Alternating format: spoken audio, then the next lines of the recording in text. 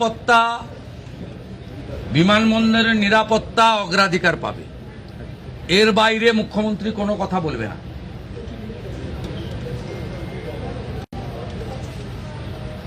উনি খুব নরম নরম কথা বলেছেন। এইটাই সরকার। অন্য সরকার হলে ধমকাতো, যেমন রেজিনগরের লোকটা ধমকাতো, এখন আর ধমকায় না। এই যে আগের সরকার থাকতো ধমকাতো যে আমাদের ভোটে সরকার করেছি। এখন নরম নরম কথা বলছেন। জাতীয় সুরক্ষা এবং বিমানবন্দরের নিরাপত্তা আগে দেখতে হবে। এই বিমানবন্দরের লোকেশন খুব গুরুত্বপূর্ণ নিরাপত্তার ক্ষেত্রে। চীন, বাংলাদেশ সব কাছে। এটা আন্তর্জাতিক বিমানবন্দর। এইখানে এইভাবে খুলে রাখা যায় না। বাকি ঠিক আছে, আমরা তো ধর্ম পালনে কাউকে বাধা দিইনি। ওরা তো বলেছিল যে বিজেপি এলে মুসলমানদের তাড়িয়ে দেবে, নামাজ পড়তে পারবে না। তা বকরি ঈদও করেছেন, পশু হত্যা আইন মেনে করেছেন, অসুবিধা নেই। মহরমেও বেরিয়েছিলেন অস্ত্র বাড়িতে রেখে, কোনো অসুবিধা নেই। ভদ্র থাকবেন, আইন মেনে চলবেন, ডিজে থেকে দূরে থাকবেন, নিজের ধর্ম নিজে পালন করবেন, অন্যর কানে গিয়ে ফুফু করার দরকার নেই। সব ঠিক চলবে, সুন্দর চলবে। আর বন্দে মাতরমটা গাইতে হবে, ঠোঁট না নাড়ালে হবে না। আমরা লক্ষ্য রাখছি। নারী নির্যাতন, ধর্ষণ, শ্লীলতাহানি সব কেস বের করুন। কনভিকশন হয়ে থাকলে কোথায় আটকে আছে বের করুন। চার্জশিট যদি না হয় চার্জশিটেড করুন। এফআইআর যদি না হয় এফআইআর করুন। যদি শিশুকন্যা হয় পস্কো লাগান। ছাড়া হবে না কাউকে। আমি কথা দিয়ে গেলাম, আমার মা দুর্গারা, আমার বোনেরা, স্বামী বিবেকানন্দের মাটি, মা শারদামণির মাটি, এই মাটিতে আপনারা যে বিরাট প্রত্যাশা নিয়ে মোদিজির আশীর্বাদ ধন্য এই সরকার করেছে, আপনাদের বন্ধু শুভেন্দু আপনাদের সাথে আছে। সবটা ব্যবস্থাটাকে নিয়ন্ত্রণ করতে এত পচন, এত ভাইস, এত সামাজিক দূষণ, এত বেআইনি নেশার জায়গা, এত পলিউটেড করে রেখে গেছে আগের মুখ্যমন্ত্রীর নেতৃত্বে তৃণমূলের সরকার। একটু আমাকে সময় দিন, সহযোগিতা করুন, করে দেখাবো, করে দেখাবো, করে দেখাবো। বারুইপুরের ওই ছোট্ট একরত্তি বাড়ির পরিবারের লোকেরা, তারাও সংখ্যালঘু। আমি ফোন করে কথা বলা, দেখাও করেছি। আগামীকাল তাদের বাড়িতেও যাব। তারা আমার উপর আস্থা রেখেছেন। বাকিরাও রাখুন, ফল হাতে নাতে পাবেন। কথা আর বাড়াবো না, 7টা বাজে বাড়ি আপনাদের ফিরতে হবে। সকাল থেকে প্রচুর বৃষ্টি, রাতেও হতে পারে বর্ষাকাল। আপনাদের মনে হয় জলও দিতে পারেনি। ধীরে ধীরে ফিরবেন, সাবধানে ফিরবেন। আজকে মুখ্যমন্ত্রী হওয়ার পরে মুর্শিদাবাদে এসেছিলাম। বর্ণ ধর্ম দলমত নির্বিশেষে যে ভালোবাসা দিলেন, যে স্নেহ দিলেন, যে আতিথেয়তা পেয়েছি, চির ঋণী থাকলাম। এই ঋণ উন্নয়ন দিয়ে পরিশোধ করব। ভারত মাতা কি, ভারত মাতা কি। বন্দে বন্দে বন্দে। জয় জয় শ্রীরাম।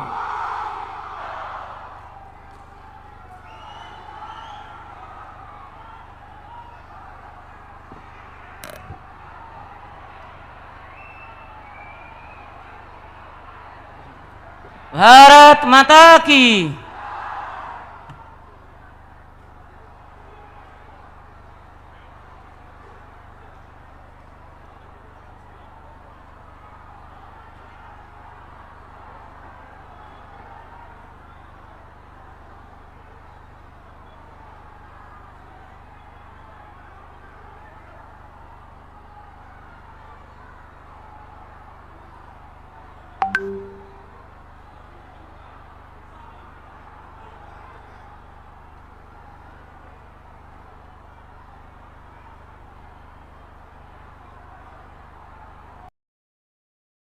কি সরকার বন্ধ করে দিয়েছে গরু কেনা বেচা।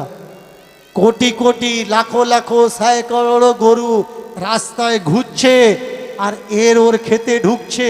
ক্ষেতের মালিকরা চতুর্দিকে ইলেকট্রিকের তার ঘুরিয়ে দিয়ে রেখেছে, কারেন্টের তার, ঝটকা লাগবে আর গরুগুলো চলে আসবে। গরু যদি মা হবে তাদের রাখার ব্যবস্থা না করে রাস্তায় যারা ছেড়ে দেয়, কেন? গরু দুধ দিচ্ছে না, বিক্রি করা যাবে না, রাস্তায় ছেড়ে দিতে হবে।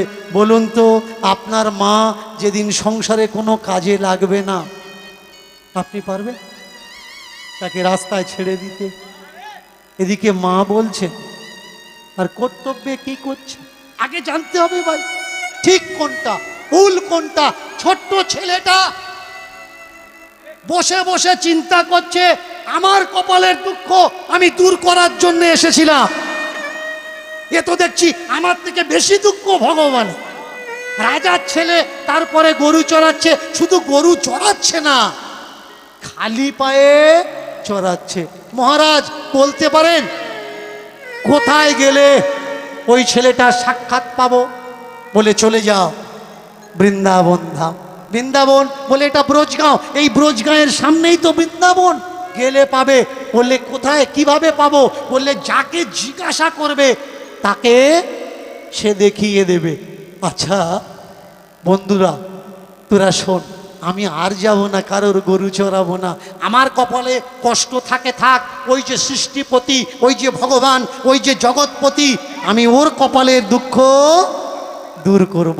ওর কাছে যাব, আজ থেকে ওর গরুগুলো আমি চড়াবো, আমি খালি পায়ে চড়াবো, আর আমার জুতো চপ্পলটা আমি ওকে দিয়ে দেব, আর বলবো রাজার ছেলে রাজমহলে থাকো, আমরা না হয় গরিব মানুষ, আমাদের কপালে দুঃখটা থাক, কিন্তু তোমার কপালে কেন থাকবে? পায়ে পায়ে চলেছে বৃন্দাবন, এক পা দু পা তিন পা, পিছন থেকে পাঠক ডাক দিলেন, এই খোকা একটু এদিকে আয়। কি হয়েছে?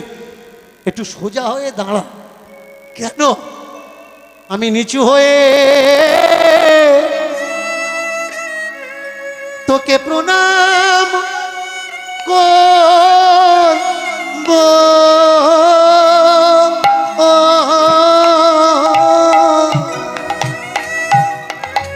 আমি নিচু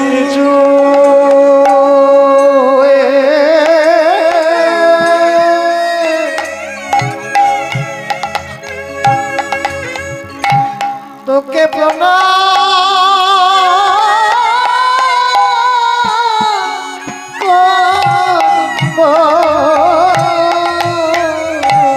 আমি নিচু হয়ে তোকে প্রণাম করব,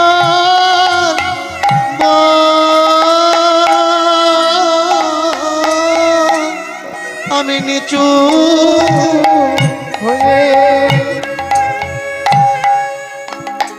তোকে প্রণাম করব।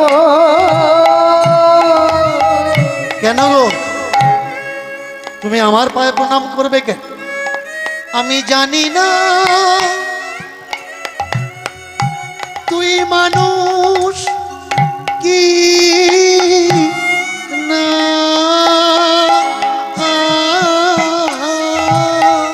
আমি নিচু হয়ে তোকে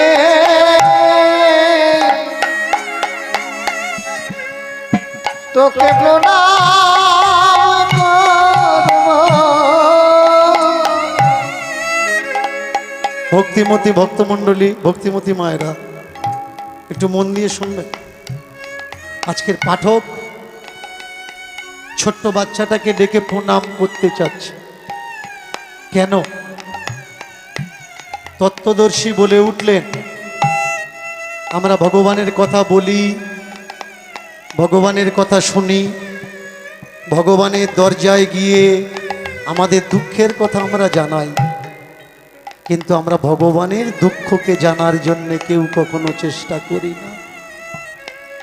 এই ছোট্ট ছেলেটা যখন শুনেছে রাজার ছেলে গরু চড়ায়, খালি পায়ে চড়ায়, শুনেছে পাঠ শুনলে নাকি দুঃখ দূর হয়। ছেলেটা ভাবছে ভগবান আমার থেকে তো বেশি দুঃখী তুমি, তোমার কথা শুনে দুঃখ দূর করতে এলাম, আর তোমার দুঃখ শুনে আমার দুঃখ আমি ভুলে গেলাম।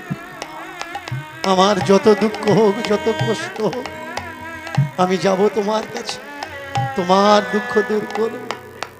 পায়ে পায়ে পায়ে পায়ে চলেছেন বৃন্দাবনের দিকে। ডাক দিলে, শোনো শোনো শোনো আজ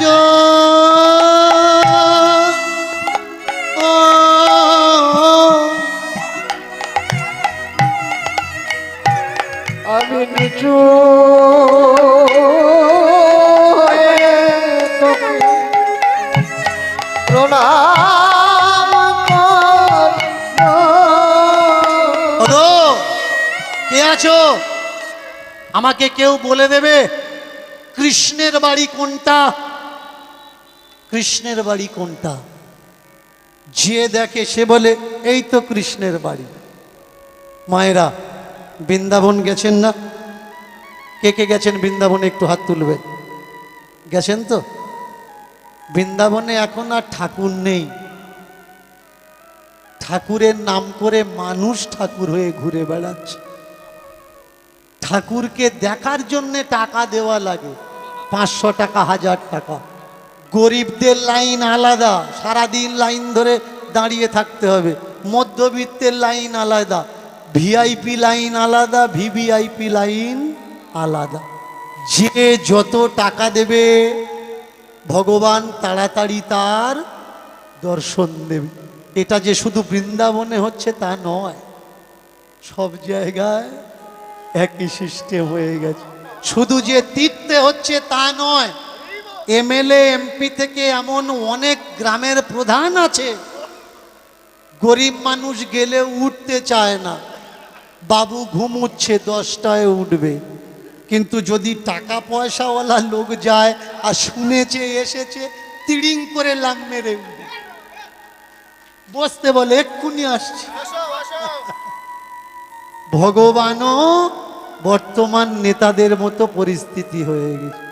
তবে সব ভগবান যেমন লাইন দেওয়া লাগে না, সব নেতার বাড়িতেও লাইন দেওয়া লাগে না। পৃথিবীতে এমন নেতাও আছে তার কাছে যাওয়া লাগে না, কানে শুনলে বিপদ, পায়ে হেঁটে তোমার কাছে চলে আস।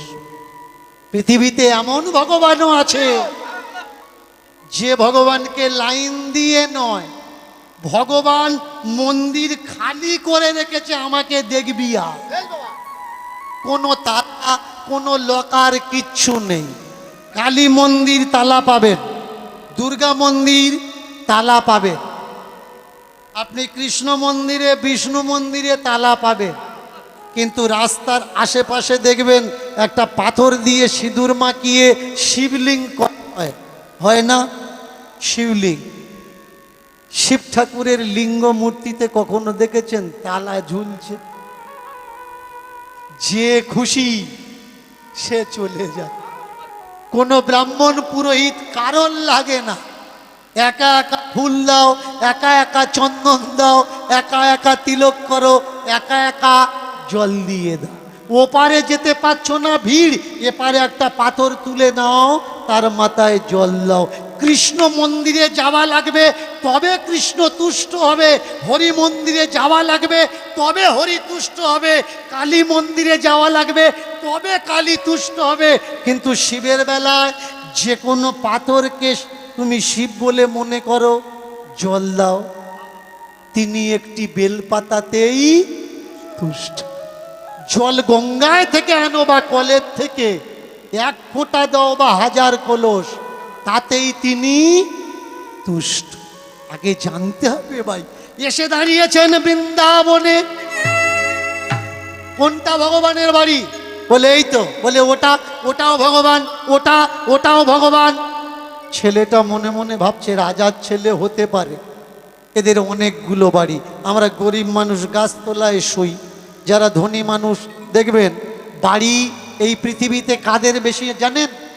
যাদের শোয়ার লোক নেই তাদের বাড়ি ঘরদোর বেশি। আর বাড়ি ঘরদোর নেই কাদের? যাদের শোয়ার লোকজন বেশি, এদের বাড়ি ঘরদোর নেই। ছেলেটা বললে ভগবান হতে পারে রাজার ছেলে, তাই এতগুলো বাড়ি।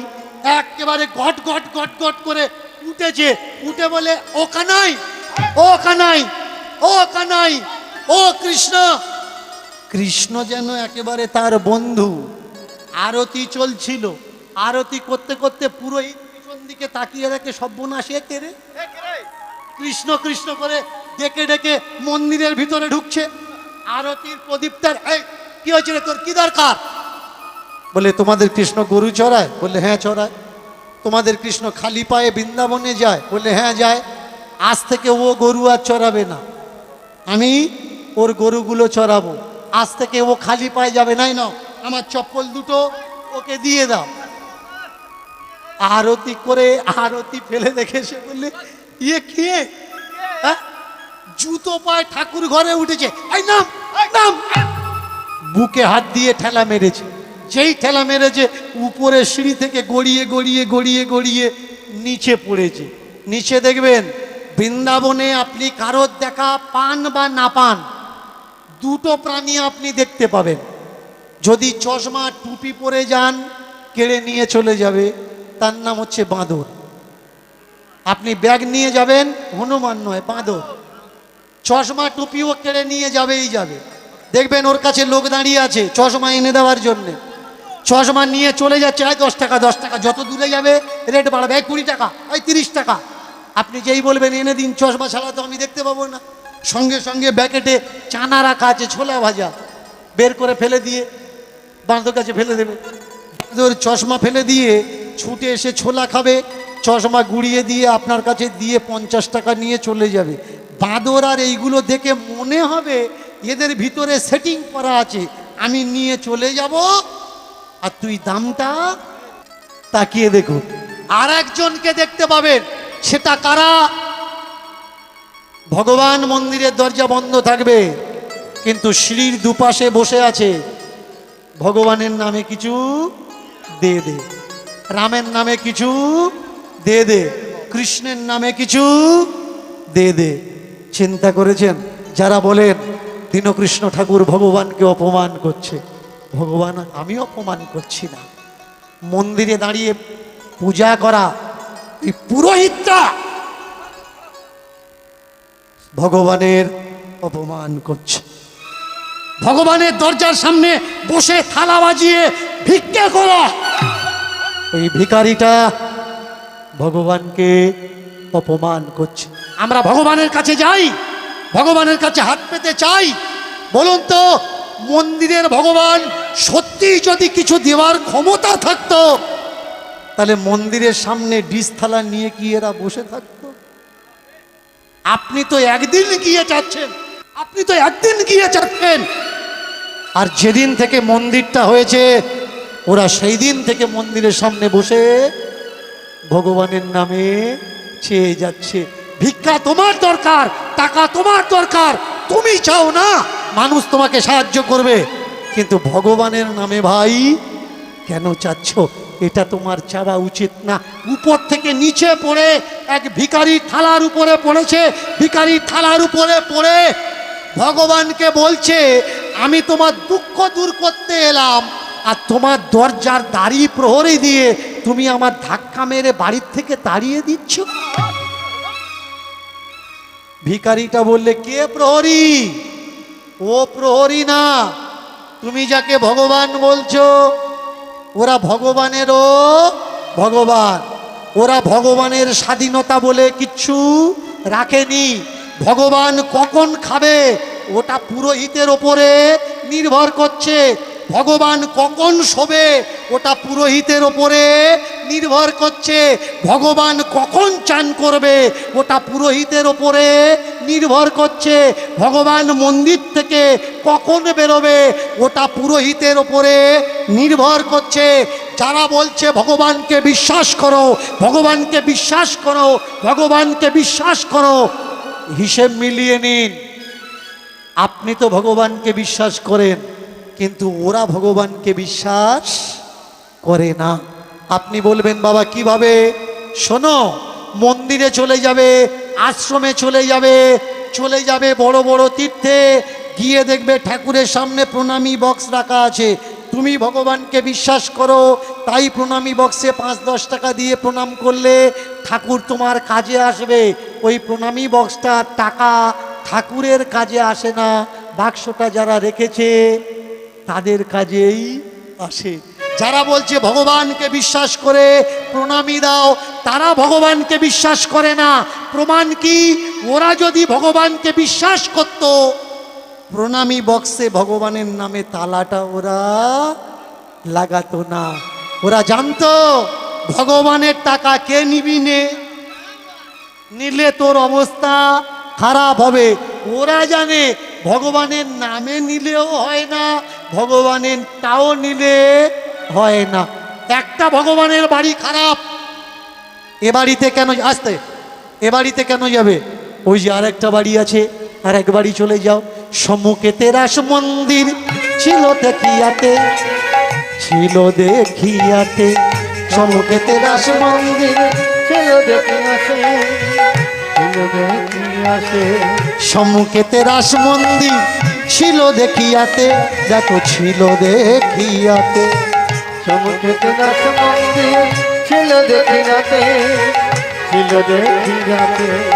রাসেশ্বর প্রেম ভরে রাসোচে মাতে, রাসোসে মাতে, রাসেশ্বর প্রেমে ভরে রাসেতে মাতে, রাসেতে মাতে। রাসেশ্বর প্রেম ভরে রাসোসে মাতে, রাসোসে মাতে, রাসেশ্বর প্রেম ভরে রাসোসে মাতে। রাসেতে মাতে। দেখিতে পাইল, দিতে পাই, দেখো দেখিতে পাইল, দিতে পাই। সম্মুখেতে রাস মন্দির দেখিতে পাইল, রাস মন্দির দেখিতে পাই, এই সম্মুখেতে রাস মন্দির দেখিতে সে পাইল, সম্মুখে রাস মন্দির দেখিতে পাই। নিতাই গৌর প্রেমানন্দে হারি। সমুখে রাস মন্দির দেখিতে পাই, সমুখে রাস মন্দির দেখিতে পাই। প্রবেশ করিল তথায় রাস ভবনে। আহা